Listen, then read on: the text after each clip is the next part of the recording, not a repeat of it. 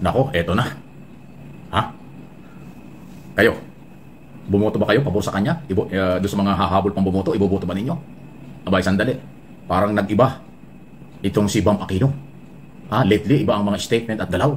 Akala ng ibang o ng marami, itong dadalawang kandidato ng Piklawan-Dilawan na si Kiko Pangilinan at saka si Bam Aquino ay dapat suportahan dahil ito'y maninindigan para ho sa isyu ng usapin sa impeachment against Sara Duterte. Dahil yan ang pinag-uusapan ngayon. Yung iba ay hindi iboboto dahil pabor kay Sara at yung iba naman ay iboboto dahil against Sara o anuman ang posisyon sa article of impeachment na pinag-uusapan. At inaasahan ng marami, especially ng Marcos loyalists, Marcos supporters at ng mamamayang Pilipino na kung sakali na kanilang iboto itong si Pangilinan at si Bam Aquino ay baka makakatulong doon sa pagnanais at paghahanap ng katarungan sa di umani korupsyon na kinasasangkutan ng Office of the Vice President kasama sa article of impeachment. Pero itong gigalaw ni Bam Aquino noong una, nagsalita na ito na parang sa mga probinsya raw hindi pinag-uusapan ng impeachment. Dito lang to sa Metro Manila. Para may anggulo siya, politika lang ito. Ibig sabihin, ayaw niya, hindi siya pabor. Abay, pinanindigan na siguro din ang isa sa dahilan na naramdaman ng isang religious organization na siya ay maaaring pro-Duterte or tutulong sa mga Duterte. Kaya ngayon, kaya isinala sa listahan nila na gusto nilang manalong senador. Narinig niyo po yun po yung sabi ni Mike Abby, Si Kiko Pangilinan, kung titingnan po natin, medyo okay naman po. Wala naman akong nakikitang talagang pagbaliktad or hindi mo makikita na talagang tutulungan ni Kiko itong mga Duterte, no? Pero itong si Bam, issue po talaga yan, no? Marami pong nagduda dito kay Bam Aquino at maraming kumbaga kinakabahan ngayon. Kasi teka lang, Dilawan, ang alam natin pag Dilawan galit yan sa mga Duterte dahil nga sa patayan, no? Oo, kasi kung matatandaan niyo po noon, itong si Digong grabe rin makabanat ito kay Pinoy. Pero kung kakampihan po ni Bam Aquino itong itong mga Duterte, ay may mali nga po dito, no? Talagang baka yung karamihan sa mga Pilipino ay magsisi. Magsisi na sabihin na, naku, bakit ko pa binuto yan? Diba? So yun po yung ating bibigyan ng reaksyon ngayon kasi di umano nag-iba po si Bam Aquino, mga pre, no? At si Kiko Pangilinan naman ay wala naman tayong diyan, wala naman tayong problema. Pero itong si Bam malalaman po natin, no, sa darating po na impeachment trial laban kay Sara Duterte. So yun po yung bibigyan natin ng reaksyon ngayon. Pero syempre mga pre, eto may nanalo po sa PDP at alyansa. Tandaan po natin, tandaan po natin mga pre, na pag PDP, pro-China yan. Pakawala yan ng mga sikwa. Pro-China, hindi po sila pro-Philippines, sa bagay, marami namang mga Pilipino dyan na mga tatanga-tanga na gusto siguro nila maging probinsya tayo ng China. Alam nyo naman kung paano mang-api yung mga inchik na yan. Di man po lahat, pero karamihan po na mga inchik na pumapasok dito sa ating bansa ng illegal ay talagang nang aapi po. Bida-bida pa. Hindi sumusunod sa batas. Kakampi pa ng mga PDP na yan. At syempre ng mga Duterte. Diba? Pero kung titingnan nyo po ang alyansa, para po sa Pilipinas yan. Hindi para sa mga Pilipino yan. Galit po yan sa mga inchik na pumapasok ng illegal dito at nagninegosyo ng illegal. Galit po ang pro-Philippines or alyansa. Diba? Yun po yung kaibahan. Hindi ko maintindihan dito sa mga kasamahan nating Pilipino na talagang gusto nila yung PDP. Hindi nila iniisip na ginagamit lang kayo. Pinangakuan kayo para iboto nyo sila para lang, anong purpose? Ipagtatanggol yung isang pamilyang maka-China. Maka-China. Nakita nyo na may hawak na kutsilyo yung isa. Ay, binuto pa rin. Napakatanga talaga. Grabe. Wala tayong magawa. Inaraw-araw po yung yung kabubuhan talaga.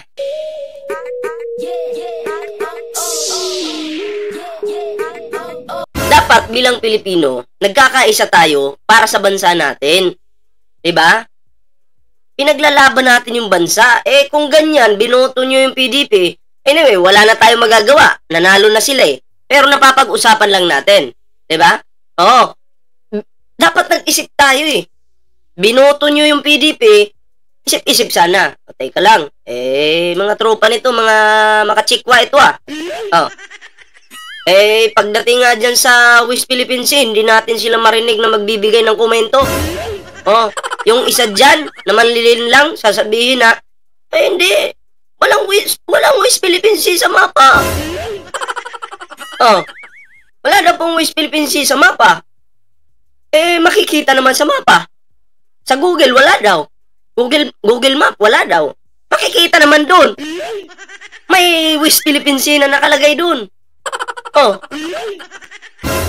anong tawag dun? Panlilin lang po sa mga Pilipino. Pasimple siyang sasabihin niya mga Pilipino siya concern, pero hindi po totoo yan. Oh, kayo lang po yung ano niyan. Oh, pinaasa na nga kayo eh.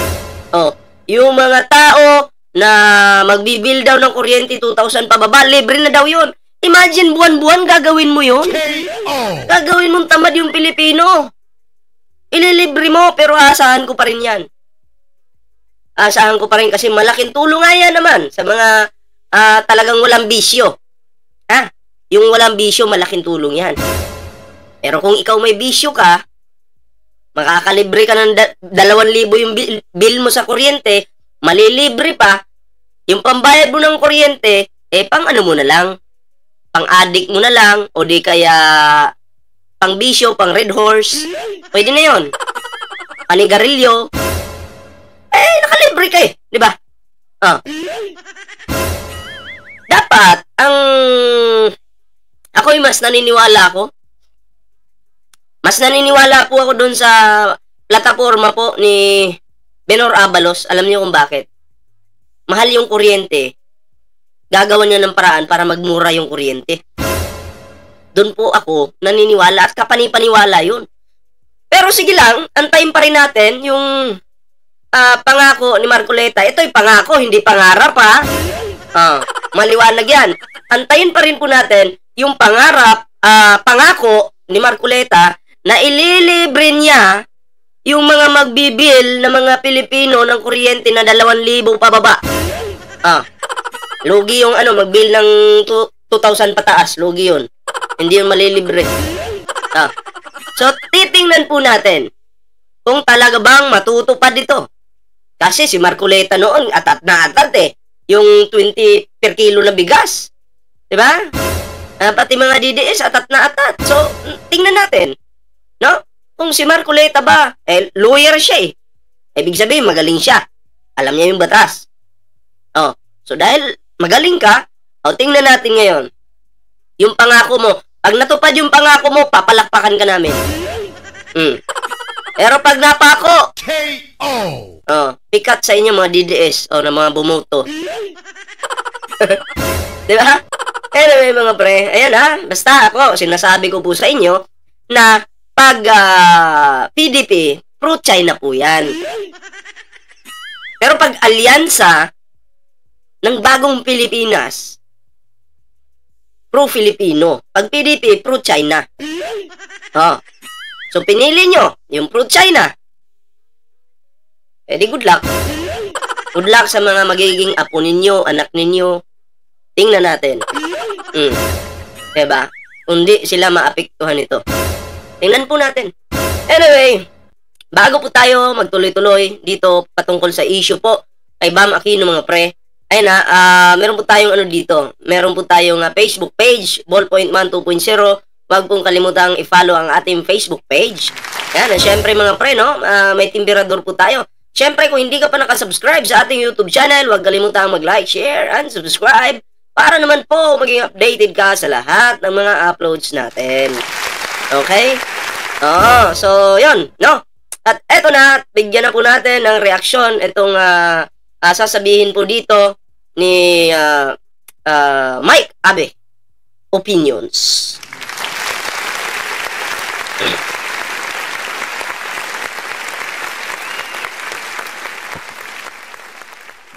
Nako, eto na. Ha? Kayo, bumoto ba kayo pabor sa kanya? Doon sa mga hahabol pang bumoto, iboboto ba ninyo? Abay, sandali. Parang nag-iba itong si Bam Aquino. Lately, iba ang mga statement at galaw. Akala ng ibang o ng marami, itong dadalawang kandidato ng Piklawan-Dilawan na si Kiko Pangilinan at saka si Bam Aquino ay dapat suportahan dahil ito'y maninindigan para ho sa iso ng usapin sa impeachment against Sara Duterte. Dahil yan ang pinag-uusapan ngayon. Yung iba ay hindi iboboto dahil pabor kay Sara at yung iba naman ay iboboto dahil against Sara o anuman ang posisyon sa article of impeachment na pinag-uusapan. At inaasahan ng marami, especially ng Marcos loyalists, Marcos supporters at ng mga Pilipino na kung sakali na kanilang iboto itong si Pangilinan at si Bam Aquino ay baka makakatulong doon sa pagnanais at paghahanap ng katarungan sa di umani korupsyon na kinasasangkutan ng Office of the Vice President kasama sa article of impeachment.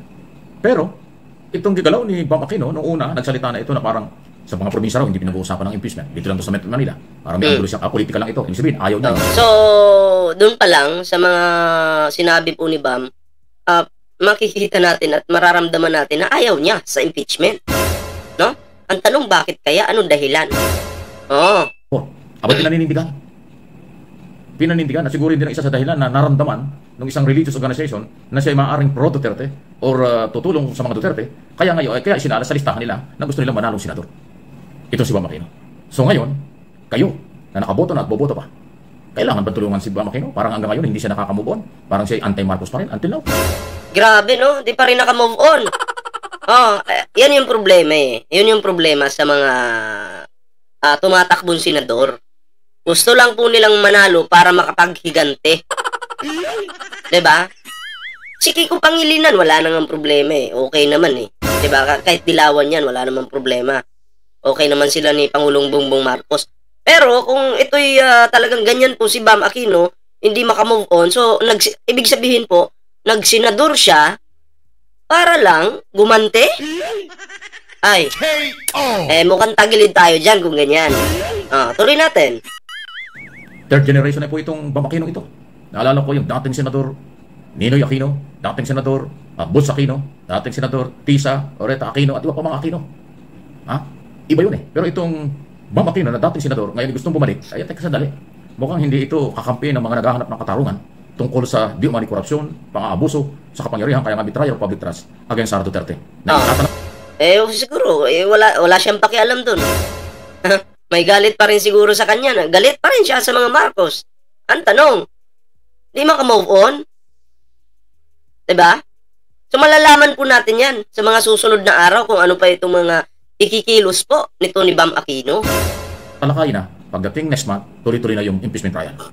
Kaya dito nga ho sa araw na ito, pagbotong ito at itong nangyaring ito, dito nga po nakasala ay ang mga senador na dapat ay maging membro ng impeachment trial. Yung 12 iboboto at naiboto at siyempre yung 12 nandiyan na. Pero sandali, baka magkamali kayo. Mukhang iba ang galaw nitong Aquino. Hindi pala ito parang pumapabor sa gusto ng mamamayan. Iba ang paniniwala nito. Yun, nagpakita na ng tunay na kulay sa mismong botohan mismo. No? Napansin po yan ang lahat. Ano po yung masasabi niyan? So walang personalan, issue lang. Sayang. Dahil ang paniniwala ng marami, si Bam Aquino at saka si Pangilinan ay dahil dadalawa nga sila sa kailang partido sa national position, pero mukhang nag-iba pa. Mabuti pa si Pangilinan, wala sinasabing gano'n. Ako ay naniniwala naman kay Pangilinan, Kiko. No? Naniniwala po ako doon. Nadali kayo doon sa paghigop ng sabaw, maraming galit kay Kiko, binash. Sabi niya, lumang pakulo na yan, higop-higop sabaw, yung laban, di naman na hindi man nanalo yan, hinusgahan nyo, paano ngayon yun, nanalo? Pikat na lang, pikat.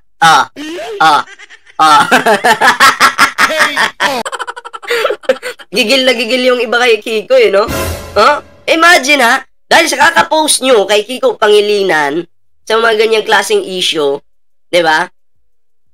Lalo siyang sumikat, lalo siyang nag-viral at siyang pinag-uusapan. Alam mo bang promotion na rin yun sa kanya? Kayo mismo yung nag-angat sa kanya. Mabash man siya or hindi. Pero nakikita ng mga Pilipino yan, Kiko to boto ko nga. Ayan, nanalo. Grabe din. Alam mo ako'y naniniwala na yung ginawa ni Kiko Pangilinan na yon, strategy niya para pag-usapan siya sa social media. Na kunyari, yung may nilalagay na suka, or di kaya humihigop, o di kaya nanguha ng isda, may cut. Strategy yun. Para mainis kayo, mapikon kayo, gawan nyo ng content at pag-usapan siya sa social media. Nadali kayo dun, ano? Yan yung sinasabi ko. Mga bobo kasi. Pero, siyempre, dadalawa lang sila para nakahiwalay pa. Ano yun? Nasaan ang prinsipyo nila? Pero mga piklawan, dilawan, okay, mawala ng pag-asa. Tulungan natin yung ibang mga kandidato. Maraming kandidatong independent, maraming kandidato. May totoong pagmamahal at malasakit sa gobyernong ito at sa ating mga kinaukulan sa pamahalaan. Yan ang tulungan natin. Tama. Yung mga kandidato at kumandit at mga naiboto na ninyo, iboboto pa ninyo na iba ang galaw, puro personal, pang sarili at utang na loob pinairal. May panahon pa sa natitirang ilang oras bago kayo tuluyang matapos itong eleksyon. Ayan ingat lang po. Hopefully makaboto ang malaking porsyento. Nanalo na nga. Yan na nga. Buong Pilipinas. Pero okay lang, may pag-asa pa tayo sa 2028. Alam nyo, kung hindi man natapos ngayon yung laban, may 2028 po, tuloy-tuloy lang tayo para sa katotohanan. At sa buong mundo, dahil ongoing pa rin po ang eleksyon sa mga overseas Filipino workers. Okay, di ba? In-comment reaction, malaya po kayo. Sandali, eto na. Tinitiyak na po ngayon ng Philippine National Police na kailang bibigyan ng proteksyon ang mga testigo at tumantad nagreklamo against Pulong Duterte. Now, yun lang po yung ano natin, yung video or issue patungkol kay Bam na nag-iba nga daw ng kilos, ikinikilos, 'di ba? So parang kung iintindihin po natin, hindi po siya papabor sa impeachment. 'Di ba? Kasi dito lang daw sa Metro Manila pinag-uusapan 'yan. Sa mga probinsya hindi naman. Ako po hindi ako naniniwala diyan na hindi yan napapag-usapan sa mga probinsya kasi ako nasa probinsya din po ako. Matindi po ang usaping impeachment kahit dito sa aming probinsya. Nagpakita na ng tunay na kulay ang inyong Bam Aquino. Yan tayo Dapat pro-Filipino ka. Wag kang magtatanim ng galit na iisipin mo gaganti ka. Eto yung gagawin mo. Diba? Pangit yun. Parang may pansarili kang interes kung ganyan 'Di ba? Kaya ka nga binuto ng mga Pilipino kasi akala nila ikaw ang isa sa makakatulong sa Pilipinas. Okay? Pero hindi pala. Hindi hindi pa rin ito nakakalimot ng may galit pa rin sa mga Marcos. Hindi maka-move on. Grabe naman yarn. Sobra namang galit na yarn. Wag naman ganun. Maraming mga Pilipino ang umasa sa'yo. Ako, buti pa to si Kiko Pangilinan. Pinupuri ko siya kasi grabe yung strategy niyan. Success po. Napag-usapan siya sa social media. Palaging nagbabiral araw-araw. Pero binabash siya. Pero okay lang yun. Nanalo naman. Ganun pala yung strategy. Kailangan mong ako, next time, pag tumakbo ang kandidato, kailangan, pupuntan din ako dun sa, sino nga yung may mga tilapia, kalimutan ko tuloy. Yung pinupuntahan nila, nila Kiko, ihigop din ako dun. Yung kailangan yung, yung lips ko, hindi tatama dun sa, tasa. Oo. Tapos sasabihin ko, masarap. Para, ang purpose ko dun, para mabash si Ballpoint Man, at para pag-usapan. Yan, nayari kayo na naisahan kayo. Kayo, ano sa tingin nyo? Anong reaction nyo patungkol dito po kay Bam Aquino? Okay, mga dilawan? Shout out sa inyo. Magandang araw sa inyo. Ano po ang inyong reaksyon? At syempre, sa mga sulid pula dyan, ano po ang inyong reaksyon? Kasi, nagbabago na daw po. Parang lumihis po ng direksyon, ibistwid na daan, biglang naging liko. Lumiko. Diba ang mga Aquino is tweed na daan? Okay? Biglang lumiko. Ang sariling interest, di umano, yung kanyang gustong gawin. Kayo, ano sa tingin ninyo mga pre? Comment down below. Okay, so yun lang mga pre yung ating video ngayon. At syempre, bago po tayo magtapos sa ating video ngayon, ayan sa hindi pa po follow sa ating Facebook page. Ayan Ballpoint Man 2.0, i-search nyo lang po yan sa Facebook, lalabas po yan, at i-follow nyo na po yan mga pre. Okay? And syempre mga pre, ayan meron din po tayong Timbirador. Sa hindi pa po nakasubscribe sa ating YouTube channel, huwag kalimutang mag-like, share, and subscribe para naman po maging updated kayo sa mga uploads natin. At ring the notification bell, yung bell dyan, i-ring nyo po yan para every time na may upload po tayo, ay mag-notify po ito sa inyo. Okay? So, yun lang po muna yung ating video. Kita-kits po tayo mamaya sa susunod na video.